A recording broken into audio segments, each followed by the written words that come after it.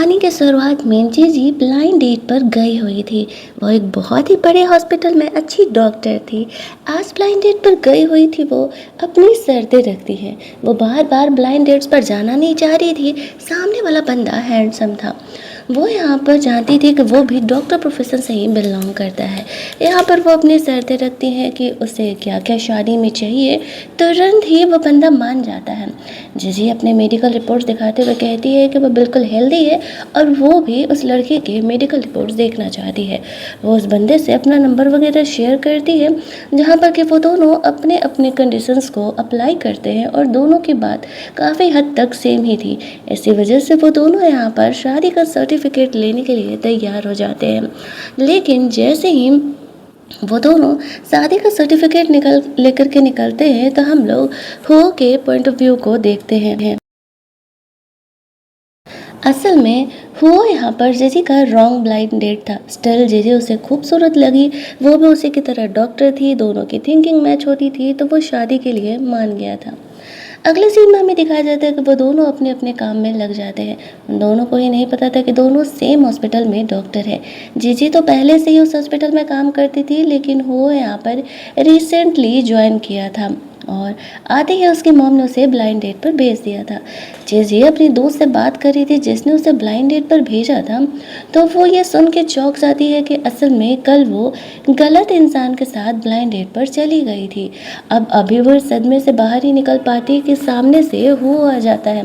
तब जीजी को पता चलता है कि उसने असल में जिस इंसान से शादी की है वो तो उसी के हॉस्पिटल में काफ़ी ऊंचे पोस्ट पर जॉब ज्वाइनिंग किया हुआ है।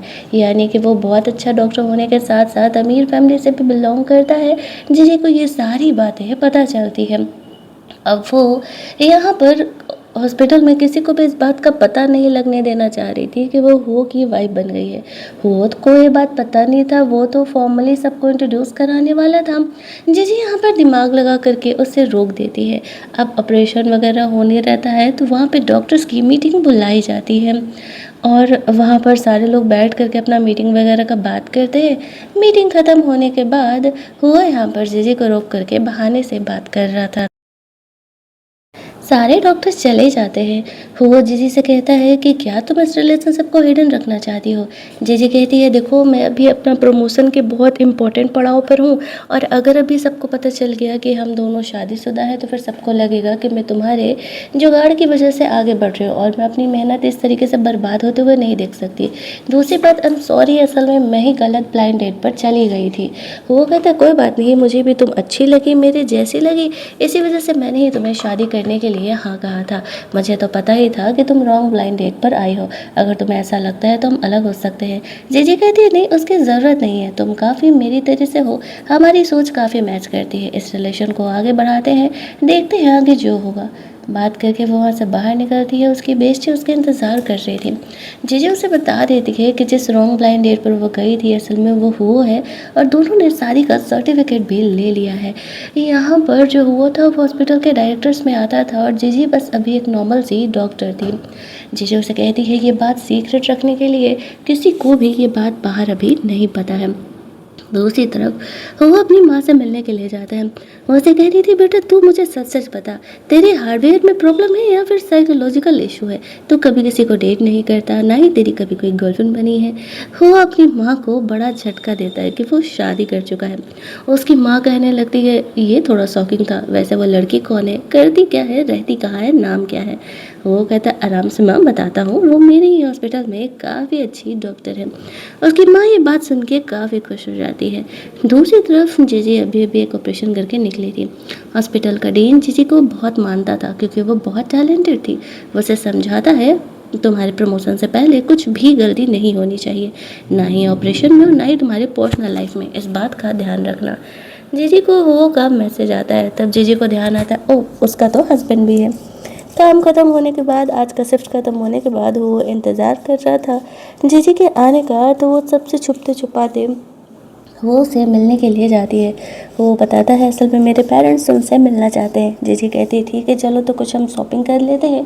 फर्स्ट टाइम पेरेंट्स से मिलने के लिए जा रहे हैं। वो कहते नहीं मैं तब से यहाँ बैठ के इंतज़ार ही कर रहा था तो मैंने शॉपिंग पहले ही कर लिया है ताकि तुम्हारा टाइम बच सके। जीजी इम्प्रेस हो जाती है कि वो तो हद से ज़्यादा ही अंडरस्टैंडिंग है।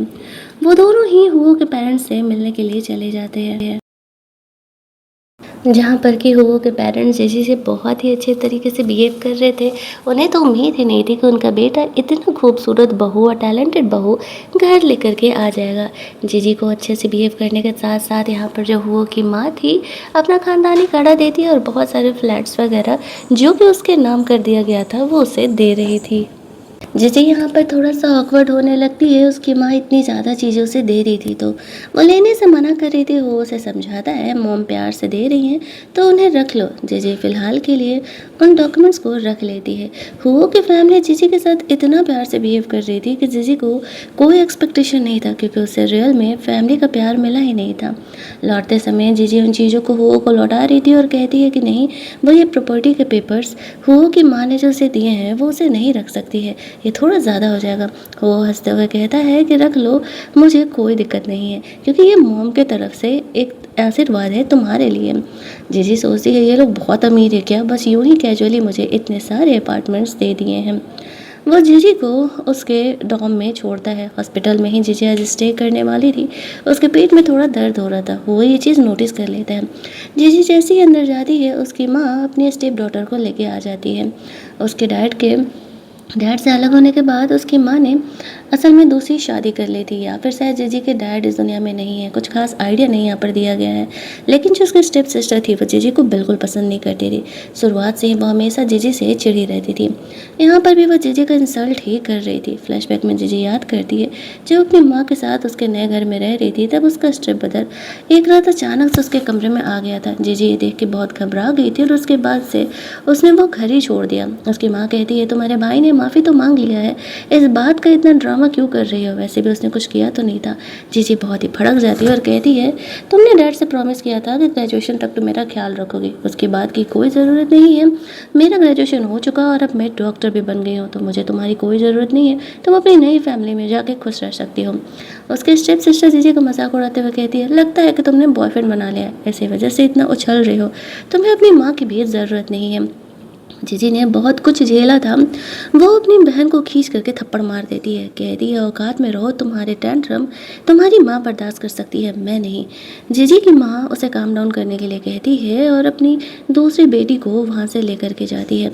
जीजी को फ्लैशबैक में उसकी बुरी मेमोरीज याद आने लगती है जब उसकी माँ ने दूसरी शादी करने के लिए अपनी ही बेटी को छोड़ करके नए 2 बच्चों को अपना लिया था। तभी वो यहाँ पर जीजी को सेव करने के लिए आ जाता है। उसने नोटिस कर लिया था कि उसके पेट में दर्द है। वो उससे उसकी माँ के बारे में ज़्यादा कुछ नहीं पूछता है और उसे उसके डॉर्मेट्री में लेकर के जाता है। उसे पीरियड्स आए हुए थे जिस वजह से उसे क्रैम्प्स आ रहे थे तो वो उसके लिए ब्राउन शुगर और बहुत सारी चीज़ें लेके आता है जिसे पीने के बाद जीजी को रिलैक्स फील हो सके।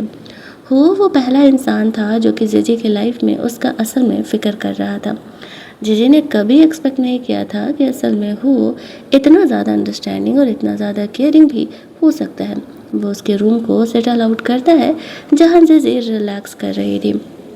वो सोचती है हस्बैंड होना तो सच में काफ़ी अच्छा है, देखो तो वो मेरा कितना फ़िक्र कर रहा है। दोनों थोड़ी देर तक यहाँ पर बातें करते हैं। वो को पता चलता है कि जीजी मोस्टली यहीं रहती है तो वो जीजी को अपने साथ रहने के लिए आइडिया देता है। कहता है वैसे भी वो दोनों शादीशुदा है, साथ रहने में क्या प्रॉब्लम है। जीजी अग्री कर जाती है ताकि उसकी माँ हॉस्पिटल आकर उसे परेशान ना करते रहे। अगले दिन हॉस्पिटल में सारे लोग बात करते रहते, लगता है वो की गर्लफ्रेंड बन गई है। मैंने उसे देखा था कल फीमेल डॉर्म की तरफ उसे जाते हुए। यहाँ पर जीजी इन चीज़ों को छुपाने का कोशिश कर रही थी कि कहीं उन्हें उसके बारे में डाउट ना हो जाए, क्योंकि उन्हें एक वीडियो पे मिला था जिसमें जीजी का फेस तो नहीं दिख रहा था लेकिन वो के साथ एक लड़की थी। तभी वो यहाँ पर आ जाता है, सबको क्लेरिफाई करता है कि असल में जो है मेरी शादी हो चुकी है। अब जीजी के पास भी सेम ही जैकेट था जो कि उस वीडियो में लड़की के पास था। जीजी बहाना कर देती है कि मैंने उसकी वाइफ का ही देख करके ये जैकेट खरीदा है, ये जैकेट तो काफ़ी फेमस है। जीजी यहाँ पर जैसे तैसे सिचुएशन को संभालती है। हुओ के आके क्लेरिफाई करने की वजह से चीज़ें काफ़ी नॉर्मल हो जाती हैं। इनकी टीम में एक लड़की थी जो कि हुओ को पसंद करती थी। जब उसे पता चलता है कि हुओ शादीशुदा है तो थोड़ा सा उसे इस बात का बुरा लगने लगता है। जीजी को ये बात फ़िलहाल नहीं पता था, लेकिन वो जीजी के एक्सप्रेशंस को नोटिस कर लेती है। दोपहर टाइम हुआ जीजी के साथ लंच करने के लिए आता है। दोनों ऑफिस में बैठ करके लंच कर रहे थे। हुआ उस लड़की के बारे में उसे क्लेरिफाई करता है, क्योंकि हॉस्पिटल में ये बातें फैल रही थी कि हुआ और उस लड़की के बीच में ही अफेयर चल रहा है। जीजी कहती है तुम्हें एक्सप्लेन करने की ज़रूरत नहीं है। वो कहता है हस्बैंड हूँ मैं तुम्हारा, मैं नहीं बताऊँगा तो भला कौन बताएगा, और मुझे रिलेशनशिप में कोई डाउट नहीं चाहिए।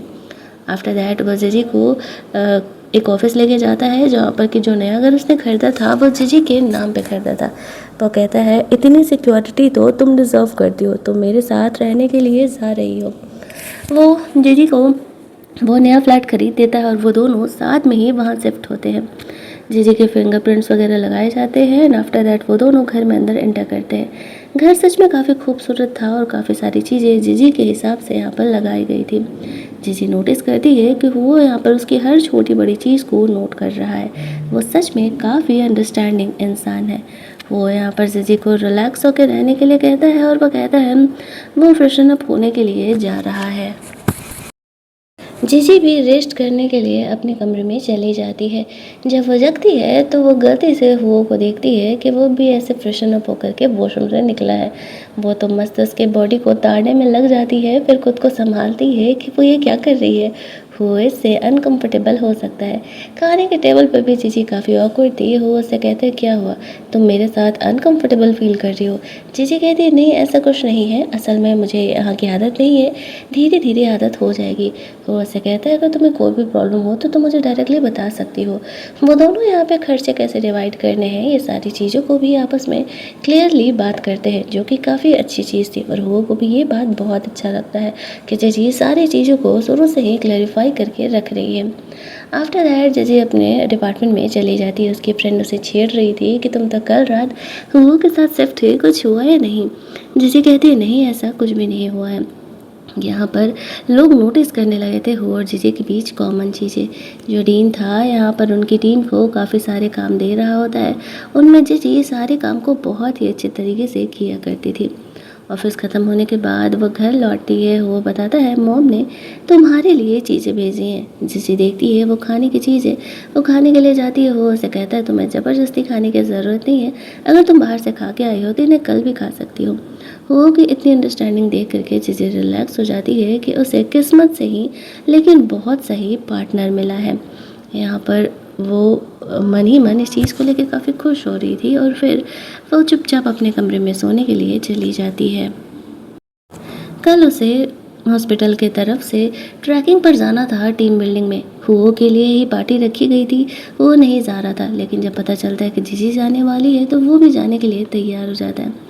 अगली सुबह वो हुओ को वर्कआउट करते हुए देखती है। हुओ जानबूझ करके अब उसे अपने एप्स दिखा रहा था उसे थोड़ा छेड़ने के लिए। जीजी यहाँ पर वो कैसे नंगू पुंगू देख करके रियल में अनकम्फर्टेबल फील करने लगती है। नेक्स्ट डे जब वो हॉस्पिटल जाती है तो वही हुओ की टीम वाली लड़की जीजी से बात करने के लिए आती है। अब तक उसे नहीं पता था कि असल में वही दोनों मैरिड है, तो वो हुओ की वाइफ के बारे में जीजी से जानना चाह रही थी, क्योंकि उसे ये सुना था ना कि जीजी ने हुओ की वाइफ से मिल करके ही वो जैकेट खरीदा है। जीजी यहाँ पर जैसे तैसे करके बातों को घुमाती है और ख़ुद को इस सिचुएशन से निकालती है। वो यहाँ पर उसे ये बात नहीं बताती है। अगले सीन में जो उनकी पूरी टीम थी ट्रैकिंग के लिए गई हुई थी। वहाँ पर जीजी का टीम का जो एक बंदा था वो जीजी को पसंद किया करता था। वो और जीजी की नज़दीकियों को देख करके उसे थोड़ा जेलसी होने लगता है। वो जीजी का कुछ ज़्यादा ही ख्याल यहाँ पे रख रहा था और सारे लोग ये नोटिस कर रहे होते हैं। उसकी फ्रेंड जीजी को छेड़ती है, लगता है कि हुओ को सच में तुमसे प्यार ही हो गया है, देखो तो वो तुम्हारा कितना केयर कर रहा है। वो एक साइड बैठा हुआ था, तभी वो लड़का यहाँ पर जीजी का आकर के बात करने लगता है। वो उसे अपनी मन की बात बताने का कोशिश करता है, लेकिन जीजू से कह रही थी कि असल में मैंने शादी कर लिया, बेहतर होगा कि तुम इस बात को समझो और मैं तुम्हें रिजेक्ट कर रही हूँ तो इस बात को एक्सेप्ट करो। लेकिन वो कहता है बट मुझे तो पता था कि तुम शादीशुदा नहीं हो। इधर हुओ को वो लड़की जो कि उसे पसंद करती थी उससे भी पता चल गया था कि हुओ और जीजे ही मैरिड है। तो वो उसे कहती है आई थिंक कि तुम्हारी वाइफ को तुम्हारी ज़रूरत है। वो उसे कॉल करता है और कहता है क्या तुम्हें मेरी ज़रूरत है? जीजी कहती है हाँ। वो वहाँ जा कर के उस लड़के को क्लेरिफाई कर देता है कि वो दोनों असल में लीगल कपल है, उन दोनों ने शादी कर लिया। ये बात सीक्रेट रखने के लिए क्योंकि ये डिसीज़न जेजी का है। अब वह लड़का बेचारे का दिल टूट जाता है। जेजी हुओ को थैंक्स कहती है। वो कहते हैं मुझे पता है कि अगर तुम मुझसे हेल्प मांगोगी तो मैं सब कुछ छोड़ करके तुम्हारी मदद करूँगा, और अगर तुम्हें मेरी ज़रूरत नहीं होगी तो तुम खुद ही उन मैटर्स को सुलझा लोगी। ये काफ़ी सुलझा सा जवाब था। शाम में अचानक से एक इंसान जिस रेस्टोरेंट में वो लोग खाने जाते हैं वहाँ बेहोश हो जाता है। वो और जेजे मिल करके उसकी जान बचाते हैं। सारे काफ़ी टायर्ड हो गए थे, एम्बुलेंस वगैरह बुला करके उसे भेजा जाता है। वो लोग रात में वापस टेंट में वापस लौटते हैं, कुछ फ़ोटोज़ वगैरह क्लिक करते हैं और साथ में ड्रिंक करते हैं। इस ड्रिंकिंग पार्टी के चक्कर में जीजी को ज़्यादा ही नशे में हो जाती है। वो उसे संभाल रहा था, उसकी फ्रेंड समझ जाती है कि वो उसके लाइफ में उसका हस्बैंड है, वो उसका ख्याल रख लेगा। जीजी यहाँ पे ड्रंक होने के बाद हुओ को किस करती है और कहती है कि तुम बहुत ही हैंडसम हो। अब वो लड़का जो कि जीजी को पसंद करता था वो भी बेचारा उसे देख लेता है, और साथ ही में जो लड़की हुओ को पसंद करती थी वो भी उन दोनों को देख लेती है। हुओ जीजी को वहाँ से उठा के लेके जाता है और कहता है कि मेरी वाइफ बहुत ज़्यादा ही ड्रंक हो गई है तो मैं इसे रेस्ट करने के लिए लेके जाता हूँ। कमरे में लेके जाने के बाद वो जीजी का ख्याल कर रहा था, लेकिन जीजी के ड्रामे ही बंद नहीं हो रहे थे। कभी इधर जाती कभी वो उधर जाती, बेचारा वो उसे संभाल रहा था। वो कहता है आज के बाद मैं तुम्हें कभी इतना ड्रिंक नहीं करने दूंगा। जीजी यहाँ पर हो कि बड़ाई कर रही थी कि तुम बहुत ही हैंडसम हो, तुम्हें पता है तुम्हारे मसल्स कितने अच्छे दिखते हैं। वो बेचारा उसे बस सुलाने की कोशिश कर रहा था। अगली सुबह जब जीजी जगती है तो वो देखती है कि वो हुओ को हक करके सो रही है, तो वो काफ़ी ऑकवर्ड फील करने लगती है। धीरे धीरे कल रात के उसे कांड अपने याद आ रहे थे। वो हुओ को सॉरी कहने लगती है कि वो बहुत ही ड्रिंक कर ली थी। हुओ से कहता है कोई बात नहीं, लेकिन उसे अपने लिमिट पता होनी चाहिए और वो दोबारा इतना ड्रिंक कभी नहीं करेगी, खास करके जब वो अकेले हो। जीजी भी उसे प्रॉमिस करती है कि ठीक है वो अकेले कभी इतना ड्रिंक नहीं करेगी। वो हो के अराउंड और भी शाई फील करने लगती है। ऑफिस जाती है, उसकी फ्रेंड उसे छेड़ रही थी। जीजी कहती है यार मैंने बहुत ज़्यादा ही ड्रिंक कर लिया था। यहाँ पर उसकी फ्रेंड कहती है कोई बात नहीं, तुम्हारा हस्बैंड तुम्हारे साथ था ना, इतना तो चलता ही है। तभी वो जाती है अपने डीन को अपनी लाइफ की सच्चाई बताने के लिए। वो उसे अपना फादर फिगर मानती थी।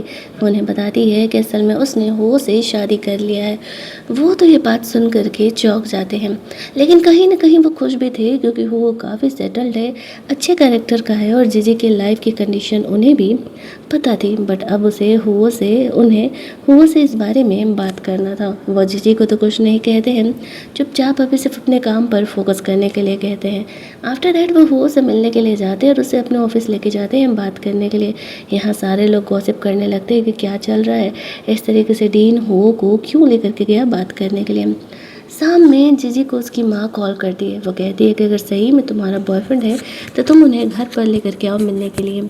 वो काफ़ी इंसिस्ट करती है तो जीजी हुओ को अपनी फैमिली से मिलने जाने के लिए मान जाती है। जब वो हुओ से मिलने के लिए जाती है तो वो काफ़ी टायर्ड था। वो कहता है तुमने डीन को बता दिया था ना कि तुम्हारी शादी हो गई है।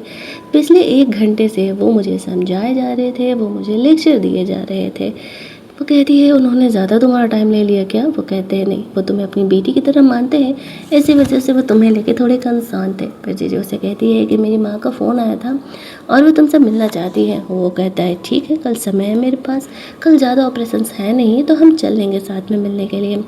जीजी ने अपनी फैमिली के बारे में वैसे तो वो को ज़्यादा कुछ नहीं बताया था, लेकिन उस दिन उसकी माँ को बात करते हुए देख करके वो इतना तो समझ गया था इसके पेरेंट्स के बीच इसके अच्छे रिलेशन नहीं है। फैमिली से जब वो लोग मिलने के लिए जाते हैं तब यहाँ पर जीजी उन्हें बताती है कि मैंने शादी कर लिया है, लेकिन वो की असली आइडेंटिटी जीजी ने यहाँ पर उन्हें नहीं बताया था। जो उसकी बहन थी वो अभी भी हो और जीजी का इंसल्ट कर रही थी। इस बात से गुस्सा हो करके वो जीजी को वहाँ से लेके जाता है। उसकी माँ यहाँ पर जीजी को खाने पर रोकने के लिए कह रही थी। इस बात पर वो कहता है पहले अपनी बेटी को तमीज़ सिखाइए, अगर उससे बात करने का ढंग आ गया तो हम दोबारा घर पर ज़रूर आएंगे, और अगर नहीं तो आज के बाद ये यहाँ नहीं आने वाली है। ये वाइफ है मेरी, इसका इंसल्ट करने के लिए मैं यहाँ नहीं भेज सकता। जीजी को वहाँ से वो लेकर के जाता है। जीजी काफ़ी इमोशनल हो जाती है। हुओ ने जिस तरीके से उसका सपोर्ट किया था, उसने कभी इन चीज़ों को एक्सपेक्ट नहीं किया था। हुओ से वो धीरे धीरे खुलने लगी थी। हुओ जान गया था कि उसकी बहन को उससे सबसे ज़्यादा प्रॉब्लम है। जिसे यहाँ पर उसके अराउंड रिलैक्स फील करती है। उसका मूड ठीक करने के लिए वो उसे क्लब लेकर के जाता है, जहाँ पर कि वो जीजी को कहता है अगर वो चाहे तो ड्रिंक कर सकती है, वो है उसका केयर करने के लिए। जीजी सही में यहाँ पर काफ़ी ड्रिंक कर लेती है और हुओ को अपने साथ हनीमून मनाने के लिए कहती है।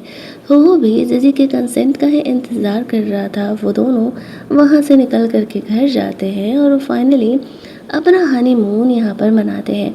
जीजी ड्रंक तो थी, लेकिन इतना भी नहीं कि उसे इस बात का कोई आइडिया ना हो कि वो क्या कर रही है। ऊपर से उसे वो धीरे धीरे कुछ ज़्यादा ही पसंद आने लगा था। अगले मॉर्निंग का सीन हमें दिखाया जाता है। जो डीन थे वो जीजी को कह रहे थे कि अगले कुछ दिनों में तुम्हारा प्रमोशन का इंटरव्यू होने वाला है, उस पर मन लगा करके फोकस करो। जीजी भी यहाँ पर थोड़ी नर्वस हो रही थी, क्योंकि ये प्रमोशन का इंटरव्यू उसके लिए बहुत ज़्यादा ही इम्पोर्टेंट था। यहाँ पे उसकी बहन उसको कॉल करके वापस से सुना रही होती है। जीजी कहती है देख बहन, तू ना अपना पापा की परी ही बन के रह। मेरा लाइफ डिस्टर्ब करने के लिए आओगी ना तो वो तुम्हारे लिए सही नहीं होगा। यहाँ पर वो ये कह के फ़ोन कट कर देती है। तभी उसकी माँ यहाँ पर आ जाती है। वो यहाँ पर जीजी और अपनी दूसरी बेटी के रिलेशनशिप को ठीक करना चाहती थी। जीजी कह रही है वक्त बीत चुका है, मुझे भी अब तुम्हारी ज़रूरत नहीं है, मैं अपने लाइफ में सही कर रही हूँ। जब तुम्हें मेरी ज़रूरत नहीं थी, तुम अपनी नई फैमिली के लिए मुझे छोड़ करके चली गई, तब मुझे तुम्हारी ज़रूरत नहीं है। बार बार यहाँ मुँह उठा करके हॉस्पिटल मत आ जा करो। उसकी माँ भी जीजी को काफ़ी कुछ सुनाने लगती है। डीन ये देख लेता है। उसकी माँ चुप होकर के डीन को कहने लगती है मेरी बेटी का थोड़ा ख्याल रखिएगा। डीन इग्नोर करके चले जाता है। जीजी शाम में हो के आने का इंतज़ार कर रही थी। वो दोनों रास्ते में बात करते हुए जाते हैं। उसकी माँ यहाँ पर आई थी। जीजी हो को बताती है सब कुछ, जो कुछ हुआ वो सारी बातें उसे बता रही थी। बारिश में वो दोनों भीग करके बारिश के मज़े ले रहे थे। धीरे धीरे उनका ये रिलेशनशिप अब एक रोमांटिक रिलेशनशिप की तरफ बढ़ रहा था। जीजी खुश थी। हालांकि बारिश में भीगने की वजह से उसकी तबीयत यहाँ थोड़ी ख़राब ज़रूर हो जाती है, स्टिल वो बहुत खुश थी हुओ के साथ। वो यहाँ पर उसके लिए कपल रिंग लेकर के आता है और कहता है मैंने नोटिस किया कि जो रिलेशनशिप में लोग होते हैं वो ऐसे कपल रिंग पहनते हैं। बहुत बड़ा तो मैं तुम्हारे लिए रिंग लेके नहीं आ सकता, क्योंकि तुम एक डॉक्टर हो।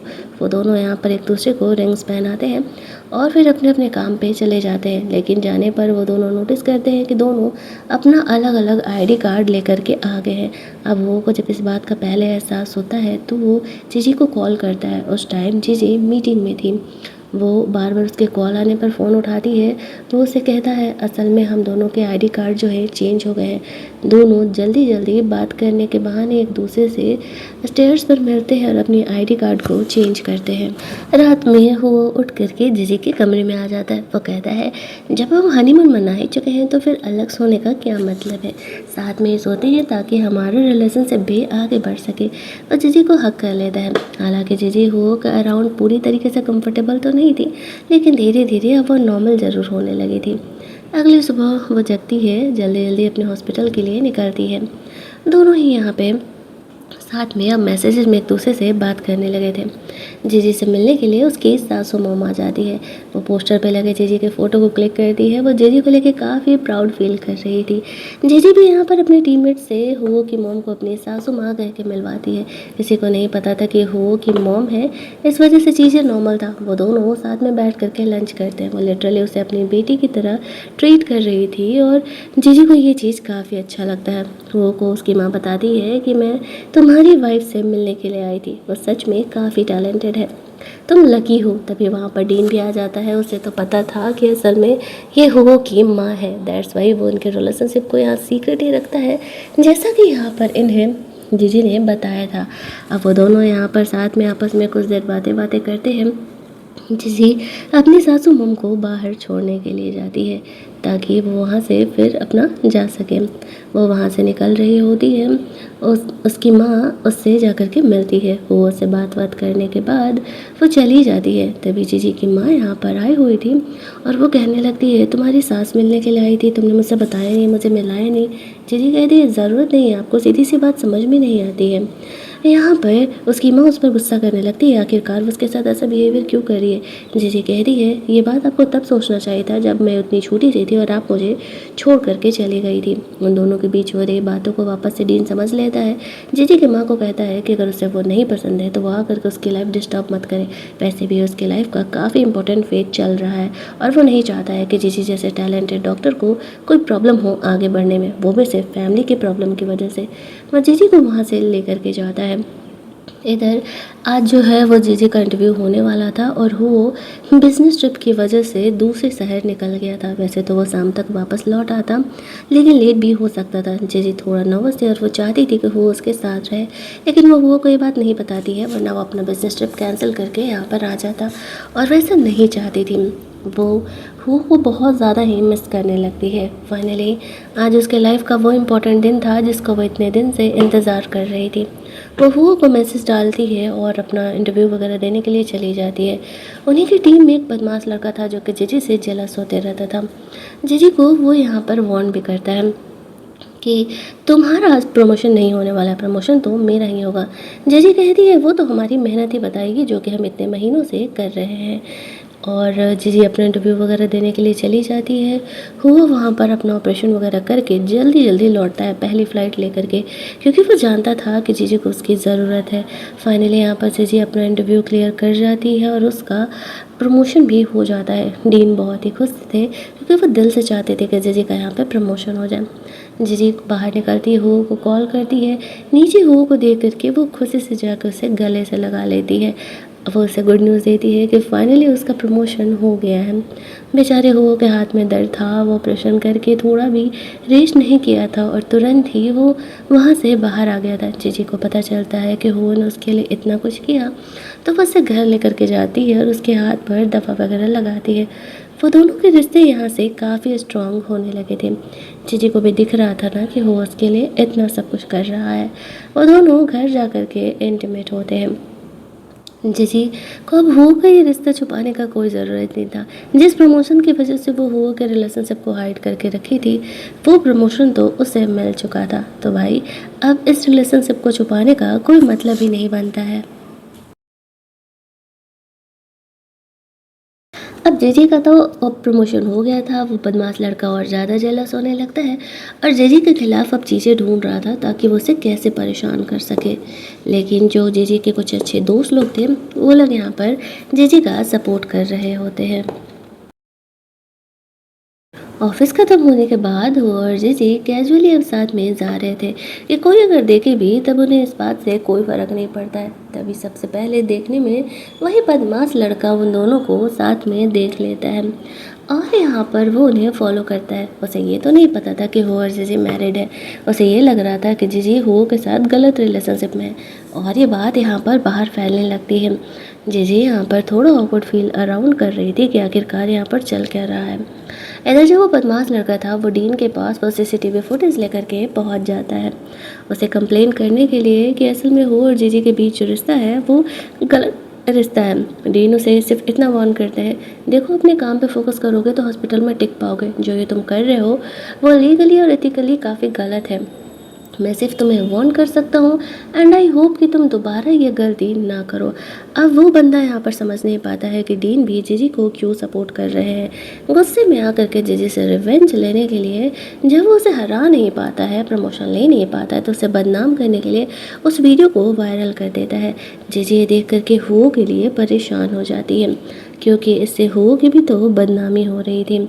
यहाँ पर वो लड़का तो मन ही मन काफ़ी खुश हो रहा था। जीजी उन्हें अभी क्लेरिफाई करने ही वाली थी कि तभी वो यहाँ पर आ जाता है और सबको लिटरली वो शादी का सर्टिफिकेट ग्रुप में डाल देता है, ये दिखाते हुए क्लियर करता है कि जीजी उसकी लीगल वाइफ है और वो दोनों शादीशुदा हैं, उन दोनों का कोई गलत रिश्ता नहीं है। जैसे ही ये बात सामने आती है वो लड़के का शक्ल देखने लगता।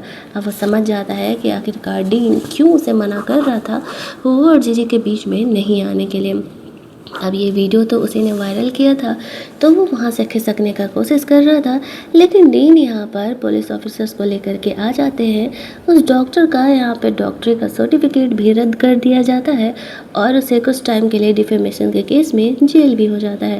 वो जीजी से काफ़ी रिक्वेस्ट कर रहा था। जीजी उसे कहती है तुम्हें खुद के टैलेंट पर ट्रस्ट रखना चाहिए था, तुम्हें मुझसे जेलस होने की ज़रूरत ही नहीं थी, लेकिन तुम समझे ही नहीं और देखो अब इस मामले में फंस गए हो। मुझे तो पहले ही पता था कि ये काम तुमने किया है, मेरा हस्बैंड मुझे इस तरीके से डिफेम करना कभी अलाउ नहीं करेगा, तो मैं बीच में नहीं आ सकती। जेल जाना तो तुम्हारा तय है। उस बंदे को वहाँ से लेके जाया जाता है। अब यहाँ पर सबको पता चल चुका था, वो और जीजी दोनों लीगली मैरिड है। वो लोग यहाँ पर जीजी को कंग्रेचुलेट विश करते हैं और बोल रहे होते हैं। असल में ये सब कुछ हमें पहले से ही डाउट हो रहा था, और इसमें सबसे ज़्यादा हेल्प जो है वो कि वही फ्रेंड ने किया था। वो डीन की डॉटर थी असल में, और कज़न मतलब कुछ थी रिलेशन में, अपनी बेटी तो नहीं थी।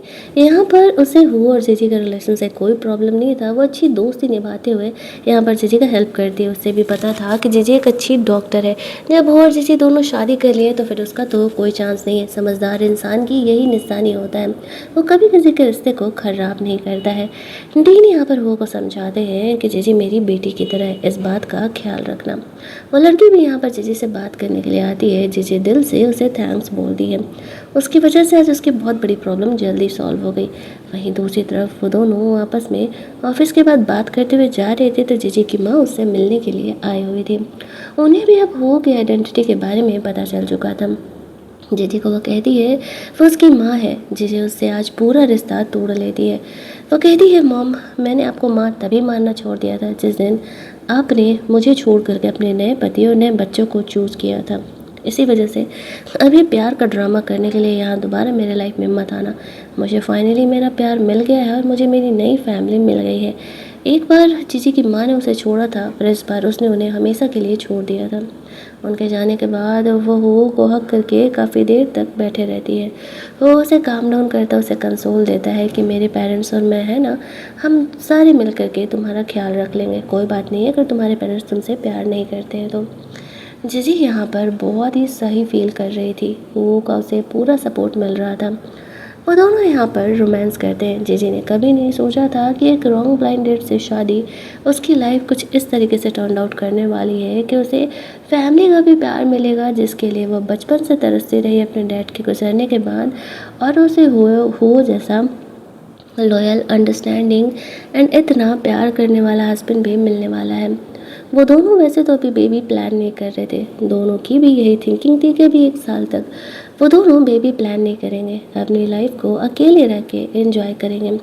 दोनों की सोच मैच कर रही थी, इसी वजह से उन दोनों के बीच कोई कन्फ्लिक्ट नहीं थे।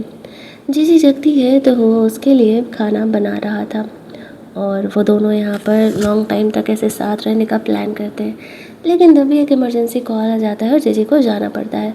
मौसम ख़राब होने की वजह से बहुत सारे लोग लैंडस्लाइड में फंस गए थे, इंजर्ड हो गए थे। जीजी और उसकी टीम को वहाँ लोगों को चेकअप करने के लिए भेजा जाता है।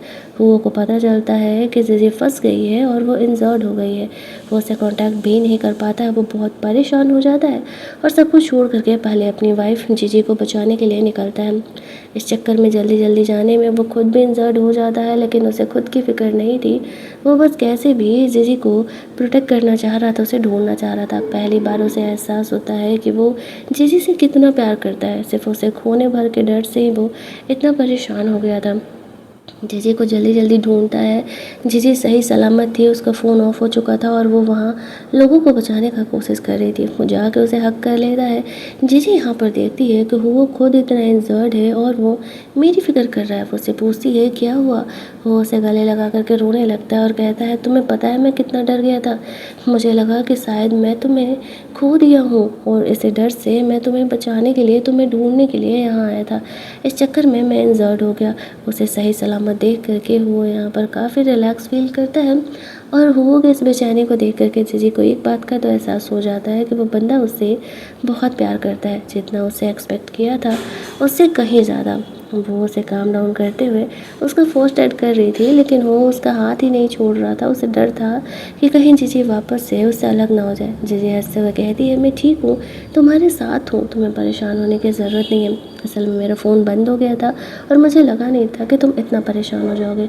वो कहता है मुझे भी नहीं लगा था कि तुम मेरी लाइफ में इतनी इम्पोर्टेंट बन जाओगी कि खुद से भी ज़्यादा मैं तुम्हें प्रोटेक्ट करने के लिए सोचूंगा।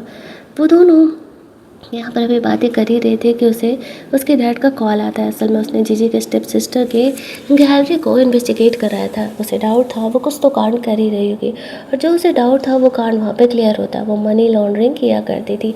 अब उसने जीजी को परेशान किया था, तो भला वो अपनी वाइफ को ऐसे कैसे छोड़ सकता था। वो जीजी को बताता है तुम्हारी बहन के कांड मैंने उजागर किए हैं। देखो वो अपने गैलरी के थ्रू इस तरीके से मनी लॉन्ड्रिंग करती है। अब तुम देख लो इस बात का तुम्हें क्या करना है। जीजी इस चीज़ को इतनी आसानी से तो जाने नहीं देने वाली थी। एक तो वो इलीगल काम कर रही है, और दूसरी कि उसने अब तक उसे इतना परेशान किया, इस चीज़ का बदला तो वो लेकर के रहेगी। वो हुआ को थैंक्स कहती है उसके आने से उसकी ज़िंदगी पूरी तरीके से बदल गई। लेकिन हुआ कहता है थैंक्स तो मुझे कहना चाहिए, तुम्हारे आने से मुझे एहसास हुआ किसी को प्यार करना क्या होता है, किसी से प्यार पाना क्या होता है, वरना मेरी लाइफ इसी तरीके से बस बोरिंग बीत रही थी। मुझे नहीं लगा था कि मुझे असल में कभी किसी की इतनी भी ज़रूरत हो सकती है। जीजी ये बात अपनी माँ तक पहुँचा देती है। अब ये बात जैसे ही उसके पेरेंट को पता चलता है तो वो लोग जीजी की बहन पर बहुत गुस्सा करने लगते हैं। लेकिन वो अपनी गलती मानने के बजाय कहती है आप लोग हमेशा ही जीजी की बड़ाई करते रहते थे, वो कितनी फेमस डॉक्टर है, ये है वो है, हर बात पर मेरा कंपैरिजन होता था। इसी वजह से खुद को प्रूफ करने के लिए मैंने ऐसा किया कि मैं भी पैसे कमा सकती हूँ। उसके पेरेंट कहते हैं अब इस कांड की वजह से तुम जेल जाने वाली हो, तुम्हें आइडिया भी है तुमने क्या किया है, जा करके जीजी से माफ़ी मांगो। लेकिन वो ऐसा करने से मना कर देती है। उसके खुद के फादर को यहाँ पर हार्ट अटैक आने लगता है अपनी बेटी की इन हरकतों की वजह से। और जो जीजी की मॉम थी वो अपने हस्बैंड को जल्दी जल्दी वहाँ से हॉस्पिटल लेकर के जाती है ताकि उनकी जान बचाई जा सके। जीजी को यहाँ पर पता चलता है उसके स्टेप फादर को हॉस्पिटल में लेकर के आया गया था, और हार्ट का जो डॉक्टर था वो उसका हस्बैंड था, तो उसे ट्रीटमेंट करना था। वो यहाँ पर अपना डॉक्टर का फ़र्ज़ निभाते हुए जीजी के डैड को ट्रीटमेंट करने में लग जाता है। लेकिन यहाँ पर जब ये बात जीजी की बहन को पता चलता है तो वो मना कर देती है कि अगर वो यहाँ पर मेरे डैड को ट्रीट करने वाला है तो मैं इस चीज़ के लिए अलाउ नहीं करूँगी। वो अपने को डॉक्टर को कहता है ठीक है, तो फैमिली यहाँ पर डॉक्यूमेंट्स पर साइन नहीं कर रही है, वो लोग मुझे ट्रीटमेंट करने के लिए अलाउ नहीं करने दे रहे हैं, तो तुम इनके वीडियो जो फ़ोटोज़ ले लो ताकि बाद में अगर कुछ पेशेंट को होता है तो यहाँ पर हम पर ब्लेम ना आए। अब जो उसकी माँ थी वो अपनी बेटी को बहुत ही ज़्यादा डांट लगाती है और कहती है तुम्हारे तो ड्रामे ही ख़त्म नहीं होता है, तुम्हारे बाप यहाँ पर अपना जान गंवा देगा तुम्हारे ऐसे चक्करों में। मुझे हो पर पूरा भरोसा है वो मेरे पति की जान बचा सकता है। वो तुम्हारी तरह आधा दिमाग का नहीं है, वो एक अच्छा डॉक्टर है और वो अपना फ़र्ज पहले निभाएगा। फिर वो उसे डांटते हुए उन डॉक्यूमेंट्स पर साइन करती है, जिसके बाद कि वो जीजी के डैड की जान बचाता है। जीजी से मिलने के लिए उसका स्टेप बता रहा था। वो उसे कहता है देखो मैं मानता हूँ मैंने गलत किया उस रात तुम्हारे कमरे में जाके, लेकिन मैं गलत इरादे से नहीं आया था। मैं शुरुआत से ही तुम मुझे काफ़ी अच्छी लगती थी, मतलब मुझे ऐसा लगता था तुम्हारा बिहेवियर इतना अच्छा है, मेरी बहन से बिल्कुल अपोजिट कितना अच्छा होता अगर तुम मेरी बहन होती तो। लेकिन मुझे पता था तुम कभी मेरे परिवार को दिल से अपना नहीं पाई। मैं उस रात तुम्हारे कमरे में जाकर के बहुत बड़ी गलती किया था और मुझे इस बात का एहसास था, लेकिन मैं गलत इरादे से नहीं गया था। लेकिन क्या तुम मुझसे पीछा छुड़ाने के लिए वो से शादी की हो? जीजी कहती है नहीं ऐसा कुछ भी नहीं है। वो यहाँ पर उनकी बातों को सुन लेता है। वो लोग घर जाते हैं। वो अपने स्टेप ब्रदर के बारे में सारी बातें बताती है। जब उस घर में पहली बार गई थी जीजी शुरुआत से उसे नापसंद करती थी और उसे हमेशा परेशान करती थी। उसका स्टेप ब्रदर उसे प्रोटेक्ट करता था और उसे अच्छा लगता था कि चलो कम से कम घर में कोई तो है जो कि उसका सहारा है। लेकिन एक रात वो अचानक से मेरे कमरे में आ जाता है और उसके बाद मैंने वो घर ही छोड़ दिया। वो यहाँ पर जीजी की सारी बात को सुनता है। कुछ दिन और बीतते हैं और यहाँ पर अब वो जो था वो जीजी को प्रपोज़ करने का प्लान कर रहा था शादी करने के लिए। भले ही उनका शादी का सर्टिफिकेट लिया जा चुका था, लेकिन उन्होंने जीजी को प्रपोज़ किया नहीं था। जीजी अपने दोस्तों को घर लेकर के आती है पार्टी करने के लिए। सारे ही ये देख के समझ जाते हैं कि वो क्या करने का प्लान कर रहा है। वो यहाँ पर थोड़ा एम्बैरस फील करने लगता है। वो लोग यहाँ पर फुल ऑन पार्टी करते हैं और वो यहाँ पर फ़िलहाल जीजी को प्रपोज़ नहीं करता है। और फिर इस तरीके से पार्टी करने के बाद वो लोग लौट जाते हैं। जीजी काफ़ी टायर्ड थी, वो सोने लगती है। वो सारा घर सेटल करता है और अगले दिन जीजी जब सो रही थी तभी उसे ले करके वो लॉन्ग ड्राइव पर निकल जाता है। जीजी की नींद खुलती है, उससे पूछती है हम कहाँ जा रहे हैं। वो कहता है पहाड़ों पे, ये अनप्लान ट्रिप हमारे लिए बहुत ही मज़ेदार होने वाला है। जीजी के लिए ये सब कुछ काफ़ी एक्साइटिंग था। उसने अपने लाइफ में कभी ये सब कुछ नहीं किया था। वो जीजी को ऊपर पहाड़ों पर लेकर के जाता है। पूरा दिन वो लोग फुल ऑन मस्ती करते हैं। फाइनली वो जीजी को यहाँ पर शादी के लिए प्रपोज कर देता है, कहते हुए कि मुझे तुमसे प्यार हो गया है, क्या हम अपने रिश्ते को, एक नॉर्मल मैरिज को एक लव मैरिज में कन्वर्ट कर सकते हैं। जीजी इस चीज़ के लिए एग्री कर जाती है और इसी हैप्पी सीन के साथ हमारी ये कहानी ख़त्म कर दी जाती है। वो जैसा रिच हैंडसम एंड लॉयल लड़का चाहिए तो आपको पता ही क्या करना है। वीडियो को लाइक और शेयर करना मत भूलना, चैनल को सब्सक्राइब कर लेना ताकि इसी तरीके की कहानियों के नोटिफिकेशन आपसे मिस ना हो। चलिए जल्दी से मिल लेते हैं हम लोग एक और मस्त मस्त वाली कहानी के हिंदी एक्सप्लेनेशन में। तब तक के लिए कीप वॉचिंग।